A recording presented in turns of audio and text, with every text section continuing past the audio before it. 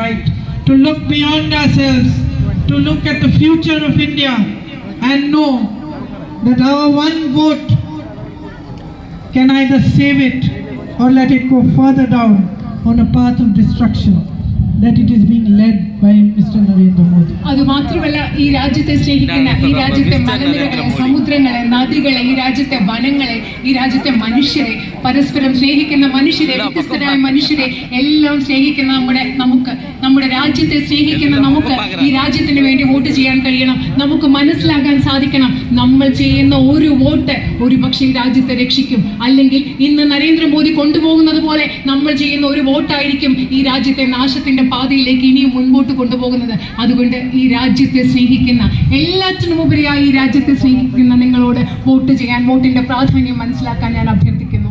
So thank you very much for listening to me. My love and good wishes are on